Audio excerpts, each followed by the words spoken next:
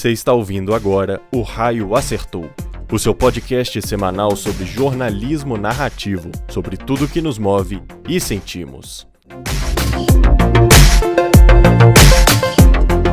Ouça o nosso episódio de hoje e partilhe conosco a sua história também. O Raio Acertou. Em nossa pauta, a principal notícia é você. Fala aí, pessoal! Sextou! Sextou com S de alguma coisa que a gente não sabe o que é neste momento, mas mais uma sexta-feira chegou. Nós estamos aqui prontos, preparados para falar de um assunto que eu gosto por demais, que é elencar o cinema de 2025. É uma tarefa difícil e o nosso top 10 de melhores filmes do ano, como eu sempre explico todos os anos, ele acontece mediante aos filmes que nós conseguimos assistir. Né? Não é de todos os filmes lançados, não tem como a gente falar do filme que nós não assistimos. E claro, nessa lista os lançamentos mais recentes também não entram, como Valor Sentimental, que chega dia 25 de dezembro, o terceiro filme do Avatar, que também chega agora em dezembro, e assim outros filmes que foram lançados no decorrer do ano e que nós não conseguimos assistir. Mas nós temos a nossa lista do top 10 e nós vamos conversar um pouquinho sobre isso aqui hoje. Você que nos acompanha toda semana no Raio Acertou, tem gostado dos nossos episódios? Por favor, deixe o seu comentário lá nas redes sociais, @cicatrizjornalismo. Toda vez que eu solto um reel de um episódio do Raio Acertou, deixa lá a sua opinião, convide seus amigos para acompanhar, para nos seguir no Spotify, para nos seguir no YouTube. Se você gosta de vídeo, assista no YouTube. Se você gosta só de ouvir o áudio, vá para o Spotify e não deixe de deixar a sua reação, o seu emoji, porque isso ajuda muito no nosso trabalho, E se você não gosta também, pode dizer lá que não gostou, o que a gente pode melhorar, que a gente melhora, Eu sei, por exemplo, assim, que vocês riem muito do meu inglês, por exemplo. Meu inglês é horroroso, gente, ele é péssimo, Inclusive, no episódio que eu falei de Wicked e da literatura, eu pronunciei mal, errado, uma obra da Colleen Hoover, que é o Verity, e eu falei Variety, que é completamente diferente. Mas enfim, O que a gente faz aqui é com amor, é com carinho, com estudo, a gente estuda e tal, mas a língua internacional me é um pouco bloqueada. Mas isso eu espero que isso não comprometa a sua experiência com o Raio Acertou. Chega de conversa, E vamos partir agora para o nosso top 10 do cinema.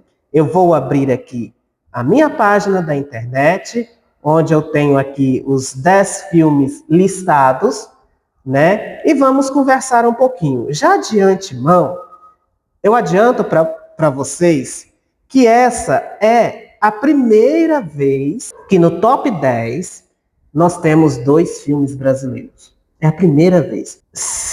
Quiçá não seja a primeira vez que tenha um filme brasileiro na minha lista de top 10, Porque eu sei que o ano passado teve, ainda estou aqui, mas por motivos pessoais eu acabei não criando a lista dos top 10, lá no Cicatriz, no @cicatrizjornalismo. Então nós ficamos sem publicar a lista ano passado, Por problemas pessoais, por questões de saúde, então eu fiquei alguns dias ausente do Cicatriz Jornalismo, e foi exatamente na virada de ano, de 2025 de 2024 para 2025, que é quando eu publico essas listas, são sempre nas últimas semanas do ano, e por motivos pessoais eu não consegui. Então esse ano volta de novo a lista do top 10 do cinema, e nós vamos comentar um pouquinho hoje as escolhas para esta lista. Abrindo o 10º lugar, claro que eu vou começar do 10º lugar, nós temos o curioso Guerreiras do K-pop. Todos esses filmes estão no nosso site www.projetocicatriz.com.br. Então, a nossa opinião desses 10 filmes você vai encontrar lá, tá tudo lá. E nós abrimos a lista com um filme animação, geralmente um ou 2 filmes de animação aparecem no nosso top 10, e neste ano o escolhido foi Guerreiras do K-pop.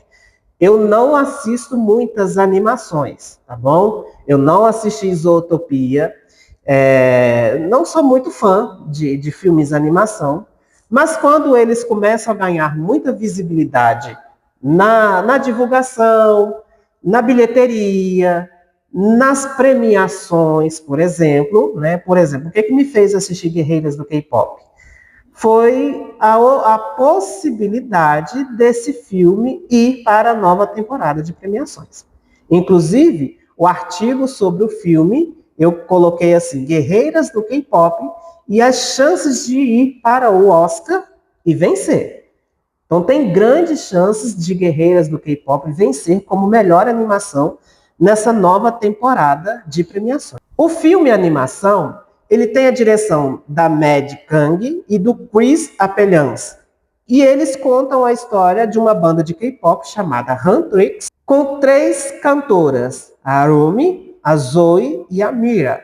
Então são 3 cantoras de K-pop, né? E elas lotam estádios, garantia de sucesso para onde elas vão. Mas enquanto elas não estão cantando, enquanto elas não estão encantando o seu público, elas estão lutando contra demônios. Existe uma série, se eu não me engano, é um dorama, chamada Caçadores de Demônios. É praticamente um pouquinho semelhante àquela série, né? Só que aqui no Guerreiras do K-pop, é a música que garante a sobrevivência da raça humana contra os demônios, né?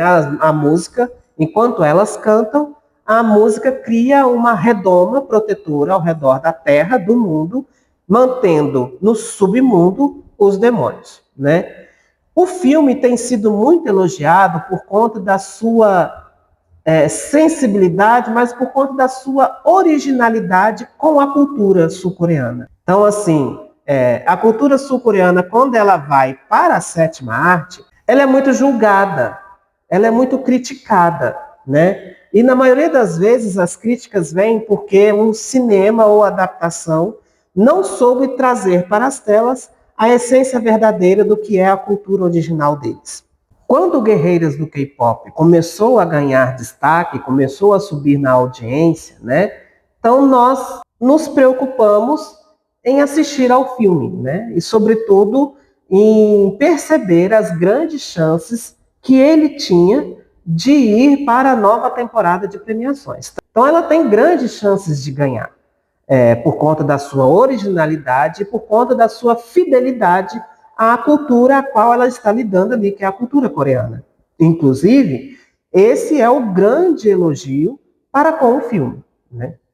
E isso fez com que Guerreiras do K-pop assumisse o 10º lugar do nosso top 10 de filmes de 2025. No 9º lugar, nós temos Bailarina, um derivado de John Wick, que não se encaixa nem no começo da história, antes do primeiro filme John Wick, e nem depois do mais recente lançado. Bailarina está ali entre o 2º e 3º, ou 3º e 4º filmes, né? É uma história entrelaçada, por isso que ela é um derivado, não é nem um spin-off, mas é uma história derivada, que conta ali a história da protagonista da Ana de Armas, né? Daqui a pouquinho nós vamos falar quem é ela. Além de Bailarina, o universo John Wick tem um spin-off, tem uma outra produção, que é o Continental, no formato de série de TV, né? A gente ainda nem sabe se o Continental vai se manter como uma minissérie, porque essa era a conversa inicial, e até então só tem uma temporada. Mas depois veio conversas de continuar aquela história, mas essa conversa esfriou um pouquinho, né? Então a gente não sabe qual é o futuro da série O Continental. Nesse momento, Bailarina, ela conta com como é que é o nome do ator do John Wick, gente, que eu me esqueci por um instante.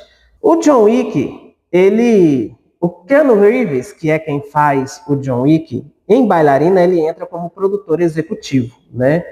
E é interessante que numa história onde a protagonista é uma mulher, né, Ana de Armas da vida, a Eve Macarro, né, que também entra para o mesmo mundo de tensão e de brutalidades dos criminosos, né, como que são contratados, né? E é uma jovem que começa a testemunhar, a vivenciar esse universo. É interessante que toda a história do Keanu Reeves como John Wick, né, toda a história do John Wick nasce por conta de uma brutalidade sem pretensões maiores no primeiro filme, que o torna o grande sanguinário que a gente vê nos filmes seguintes, né? John Wick começa uma caçada de vingança, simplesmente depois de terem atacado a sua casa, matado o seu cachorro, roubado o seu carro, e a história a gente já sabe. Com a Macarro, da Ana de Armas, não é muito diferente, mas a história é mais profunda, porque ela testemunha o assassinato de seu pai, ainda adolescente, né? Adolescente, ela consegue fugir da casa, mas ela é recrutada pela Ruska Roma, que é a grande organização criminal que John Wick fez parte, né? Lá ela aprende o ofício, né? Ela descobre o trabalho a qual está envolvida. Nós vemos mais uma vez o maravilhoso Continental sendo palco de uma dança de tiros e armas e espadas e socos e lutas, muito bom, por sinal, né? Essa coreografia brutal de bailarina nos fez colocar ela no nosso top 10, né? O filme no nosso top 10. E ele é muito. E a trama é muito bem construída. Há um plot twist que eu achei desnecessário, né? Sobre a morte do pai dela. Né, e depois tem a descoberta de uma irmã no final da história e tal, que eu achei desnecessário. Eu acho que aquilo ali empobreceu um pouco a narrativa. Mas Bailarina tem futuro, né? Se eles pretenderem fazer uma sequência ali, eu acho que ela vai ser muito bem-vinda. Ou talvez, se eu não me engano, John Wick são 4 filmes, né? Eu não tenho bem certeza. Ou talvez fazer um 5º filme com os dois, com o John Wick e a Eve Macarro, né? O Keanu Reeves e a Ana de Armas juntos. Vamos para o nosso 8º lugar. No 8º lugar tem um filme curioso. Deixa eu abrir aqui a crítica de Mickey 17. Um filme que eu esperava mais por parte do público, não do filme em si, né? As minhas expectativas com o filme foram atendidas. Mas eu acho que ele caiu no esquecimento muito rápido. Ele teve uma boa divulgação, né? E o filme ele já tem um respeito muito grande, porque ele foi produzido pelo Bong Joon-ho, né? Vencedor do Oscar por Parasita. E Parasita ainda é um filme que mexe com a gente, né? Só que Parasita está aqui, Mickey 17 está para cá, né? São críticas sociais, ambos os filmes, mas Mickey 17 é uma ficção científica muito maluca, muito doida, né? Bem estilo Bong Joon-ho. Enquanto Parasita não é uma outra história, é um filme de drama, vamos dizer assim. Mas Mickey 17 é aquele tipo de filme que a gente não sabe se entendeu direito. A gente não sabe por que ele existe, né? Mas ele está no nosso top 10. Ele está no 8º lugar. Mickey 17 é o retorno do Bong Joon-ho ao cinema desde sua vitória em 2019 com Parasita. Então vejam a distância. 6 anos depois dele vencer um Oscar, né? Inclusive, assim, ele fez história, né? Não foi uma estatueta só, né? Um filme que, fora dos muros de Hollywood, como Parasita foi, venceu o Oscar, né? E 6 anos depois ele nos chega com o Mickey 17. Então as nossas expectativas estavam elevadíssimas quanto a isso, por conta desse reconhecimento do cineasta, né? Quem estrela o filme é Robert Pattinson, que faz o papel do Mickey Barnes, que se inscreve, ele aceita entrar numa expedição em que o seu papel, inclusive, gente, é muito engraçado, isso vem escrito no crachá dele, é ser um descartável nas experiências científicas que acontecem nessa expedição, né? Como parte dos experimentos que ele não sabe quais são e nem sabe se vão dar certo, desde a comidas exóticas até remédio de testes numa nova ambiência atmosférica. Bong Joon-ho aqui ele tenta nos mostrar se é possível um outro mundo para a raça humana. E para descobrir se isso é possível, pessoas como Mickey Barnes, personagem de Petson, são submetidas a testes para ver a possibilidade disso acontecer. Qual que é a crítica social disso? Os seres humanos que são submetidos a testes são os da classe baixa, né? Ou pobres mesmo, né? Como o Barney são. Os ricos milionários são os que tentam sobreviver a tudo isso. Então, Mickey 17 está em 8º lugar. E adivinha quem está em 7º lugar do nosso top 10, né? Não fiquem tristes comigo, mas quem ocupa o 7º lugar do top 10 dos nossos filmes é justamente O Agente Secreto. O filme, dirigido pelo brasileiro pernambucano Kleber Mendonça Filho, ele é um recorte do documentário Retratos Fantasmas, que é muito bom, gente. Vocês têm que assistir Retratos Fantasmas. E O Agente Secreto saiu de lá, de um recorte específico de lá. Ele está em 7º lugar, né? E isso não quer dizer que eu não gostei do filme. Se eu fosse, assim, eu não sou, assim, aquele brasileiro que por amor, paixão e devoção, coloca tudo nosso na frente. Infelizmente, esse é o papel chato do crítico. É aqui que o crítico ganha seus inimigos, né? E eu acho que eu vou ganhar alguns aqui agora. Eu não desgostei de O Agente Secreto. Eu acho um filme muito bem construído, muito bem narrado, muito bem produzido. Eu gosto bastante do estilo cinematográfico do Kleber Mendonça Filho. A gente consegue perceber qual que é a sua clareza, qual que é a sua intenção, né? Os posicionamentos de câmera que o Kleber escolhe são muito específicos e eu acho que essa é a sua grande marca no cinema. O Kleber, ele está interessado em contar uma história para você e o posicionamento de câmeras determina isso.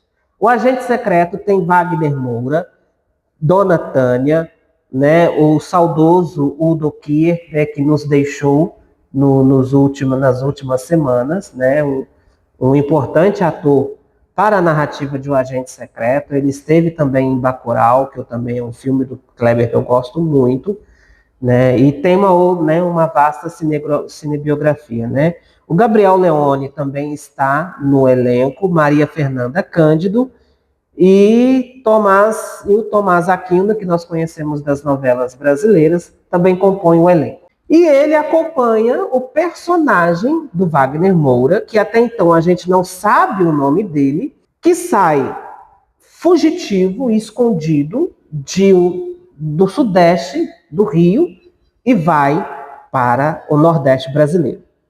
E aí ali ele se apresenta com um nome, depois parece que a gente descobre que ele tem outro nome, e aí vai se costurando uma narrativa durante um Brasil de ditadura militar, durante um governo que despreza a educação pública, né? Por exemplo, o personagem do Wagner Moura, né? Nos últimos atos, ele revela que ele era um professor muito respeitado, que valorizava os projetos científicos que eram alimentados pela verba pública e que isso é tirado, né? E que o governo tira isso. E quando ele começa a lutar por esses direitos, parece que ele se torna alguém com um sério risco de ser pego pela ditadura, né? E dar um sumiço com ele. Então, por isso que ele foge. Uma crítica negativa que eu faço contra O Agente Secreto, não me leve a mal por isso, é o seu nome. Eu não entendi por que se chama O Agente Secreto, né? Eu pensei em tantos outros nomes que melhor encaixariam nessa narrativa, mas eu acho que o Kleber Mendonça teve um motivo para isso. Talvez o filme nos mostrou por que é O Agente Secreto e eu não consegui visualizar, né? Mas está aí. É uma boa obra que tem chances de ser indicado ao Oscar. Se vai vencer ou não, isso eu vou deixar para o nosso próximo episódio, né? Um episódio futuro que pode chegar por aí, tá tá bom? Sexto lugar está o terror do Zach Cregger, A Hora do Mal. Gente, A Hora do Mal tira o nosso fôlego, tá? É um filme de respeito, é assustador, é horripilante, na mesma forma que ele brilha pela qualidade narrativa, pela proximidade do terror, do horror, do medo, né? A protagonista, que é cadê o nome da menina? Julia Garner, que é a nossa surfista prateada no mais recente Quarteto Fantástico, ela está espetacular, né? A Hora do Mal tem chances aí de ter um spin-off, né? E aí a gente vai ver se vai acontecer ou não. Mas é um filme que estreou, que veio aí e que nos pegou de surpresa. A Hora do Mal, ao contrário de Mickey 17, eu vou fazer esse comparativo agora, ele foi fraco na divulgação, mas teve uma repercussão maior na bilheteria do que Mickey 17. Né? O público comprou mais essa ideia. Né? Então, A Hora do Mal está em sexto lugar.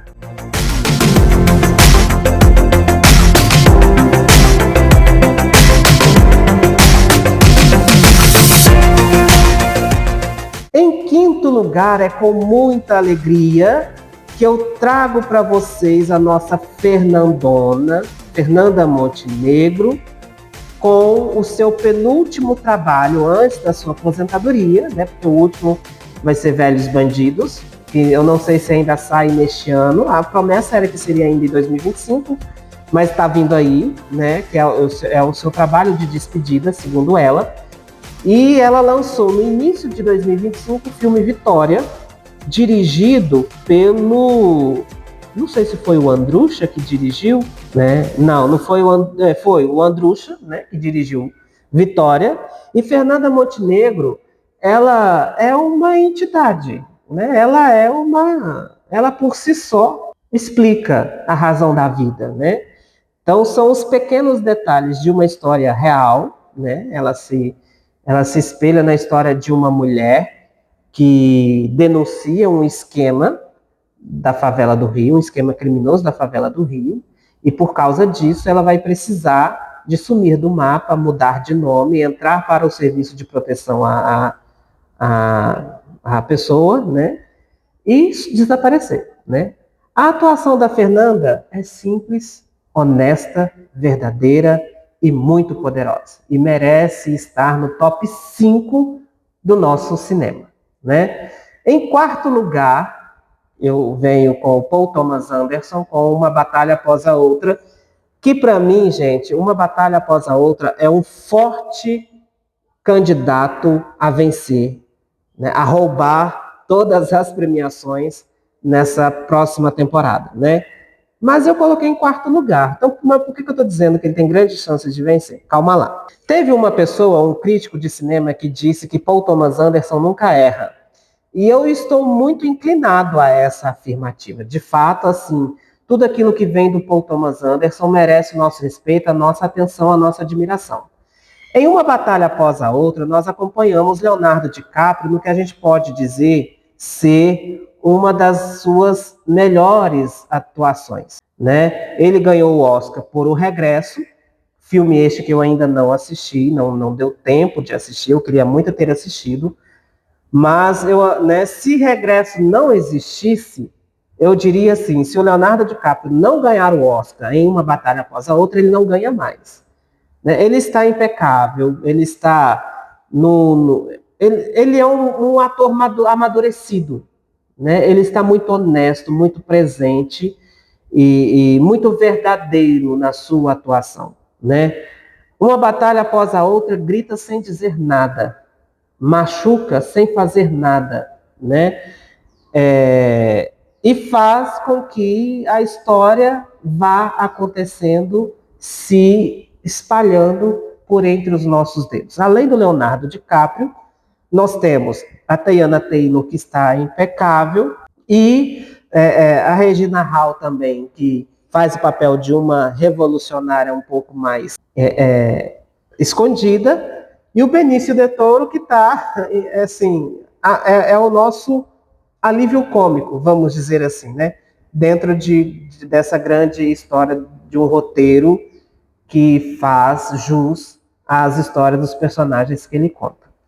Em terceiro lugar, Frankenstein, do Guilherme Del Toro, tá? Entre tantos Frankenstein que está por aí, o do Guilherme Del Toro ganha a nossa atenção, logicamente que está no nosso top 5, né? É uma história que já está no nosso consciente, mas pelas mãos do Del Toro ela ganha um novo ponto de vista, né? Eu nunca vou me esquecer da fala do Frankenstein para com seu criador, né? Em que ele diz assim: você tirou de mim a liberdade de viver e de morrer, então eu vou tirar de você a sua capacidade de amar. Gente, isso é poderoso demais. Nós já conhecemos o estilo cinematográfico do Del Toro, né?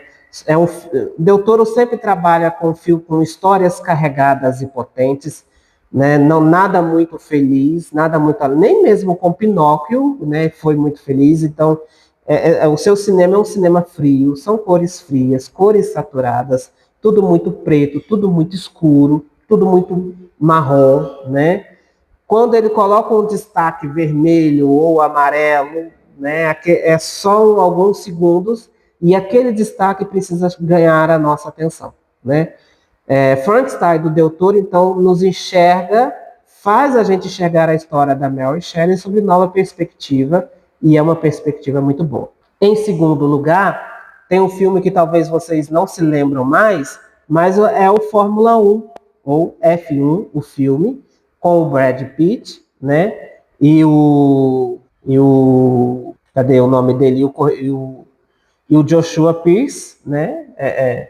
Os dois então protagonizam o primeiro, acho que assim, depois da série sobre o Ayrton Senna, Fórmula 1 é um filme que diz para nós assim: a gente precisa contar mais histórias de esportes no cinema, né? King Richard Treinando Campeões concorreu ao Oscar passado e é uma história de jogadora, de tenistas, muito bem escrito, né? Esses filmes, eles têm uma outra forma de enxergar o esporte do que Top Gun, né? Top Gun, por exemplo, né? Parece que Top Gun é algo mais ficcional. E quando a gente enxerga F1, Fórmula 1, o filme, a gente parece que nós estamos diante de um fato real, de uma história real, de algo que aconteceu e que aquilo precisou ser narrado pelas telonas, né? Edição de som, perfeito. As cenas de ação, perfeitas. O roteiro, um primor, um primor. Então merece muito nosso segundo lugar. Mas nada, na nossa humilde opinião, de críticos de cinema, nos fez desistir do filme do Ryan Coogler, responsável por Pantera Negra, Coração de Ferro, que nos entregou no primeiro semestre deste ano, Pecadores, que foi vendido como um filme de terror, mas que é um filme de drama. E quando eu assisti Pecadores, naquele dia eu disse: esse é o melhor filme de 2025. Isso, gente, foi no início do ano. Olha quanta coisa boa veio depois e nada tirou Pecadores do primeiro lugar. Nada, né? Então, Pecadores, do Ryan Coogler, é ambientado no sul dos Estados Unidos na década de 1930. É uma história protagonizada pelos gêmeos Elias e Elijah Moore. Os gêmeos, acredite se quiser, são interpretados magistralmente pelo incrível Michael B. Jordan. Oh, meu Deus do céu, que espetáculo de atuação. Os irmãos, depois de adultos, eles decidem retornar ao Mississippi, sua cidade natal, a fim de buscar um recomeço para suas vidas. Ricos, bem-sucedidos, inteligentes e com grande e forte espírito empreendedor, eles inauguram uma nova casa de música do bom e velho rock blues. Eu acho que esse filme também vai ser indicado e vai vencer em melhor trilha sonora, viu?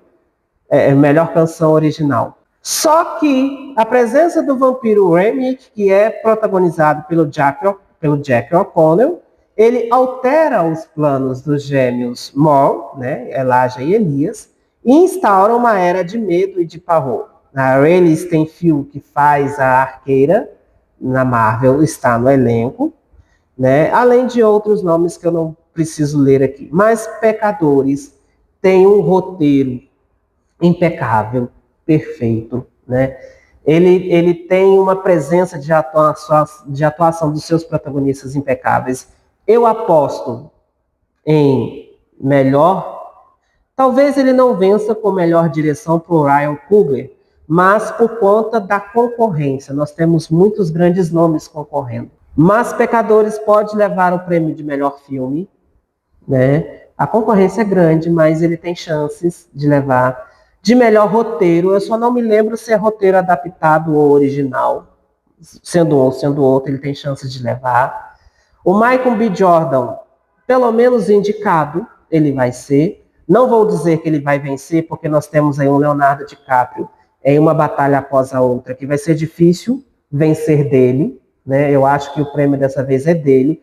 Lembrando que ainda não assisti como que o Timothée Chalamet está em Marte Supreme, e dizem que ele está muito bom, né? Mas eu ainda não assisti, e provavelmente ele vai ser indicado, né? Melhor música, melhor canção original, provavelmente vai ser indicado e tem grandes chances de ganhar. Ah, mas nós temos o Wicked. Não bate, né? O Wicked não vence Pecadores. O que pode vencer é a canção Golden das guerreiras do K-pop. Né? Elas são um candidato forte contra Pecadores. Né?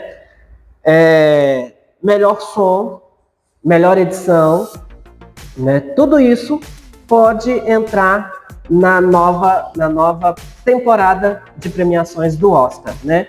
E eu estou torcendo por Pecadores, com certeza. Esse é o nosso top 10. Em primeiro lugar, Pecadores. Segundo lugar, Fórmula 1. Terceiro lugar, o Frankenstein, do Guilherme Del Toro. Quarto lugar, Uma Batalha Após a Outra. E fechando o quinto lugar com a maravilhosa Fernanda Montenegro com o filme Vitória, né? Eu espero que vocês tenham gostado do nosso ranking de 2025. Deixe nos comentários lá no nosso Instagram, @cicatrizjornalismo, qual filme ficou de fora dessa lista. Quem que você acha que poderia estar no top 10 e que nós não colocamos? Não deixa de comentar lá com a gente. Tem também um post, um cartzinho, um post carrossel dos top 10 também lá no @cicatrizjornalismo, que você também pode comentar. Obrigada aí pela sua paciência no programa de hoje. A gente volta na próxima sexta-feira, sempre às 11 horas da manhã. Curta, compartilhe, envie para os seus amigos, convide eles para ouvir no Spotify ou para assistir com você pelo YouTube também, tá bom? A sua presença, o seu curtir, o seu comentar é muito importante para nós. Até semana que vem. Ouça o podcast O Raio Acertou no Spotify e se inscreva em nosso canal do YouTube para acompanhar os novos episódios toda sexta-feira às 11 horas da manhã. Este podcast tem a produção do Projeto Cicatriz de Jornalismo Narrativo. Siga-nos no Instagram, @cicatrizjornalismo, e acesse projetocicatriz.com.br. Locução e edição de Lucas Krautz. Apresentação e roteiro de Dione Afonso. O raio acertou, e ele acerta onde falta humanidade. Em nossa pauta, a principal notícia é você.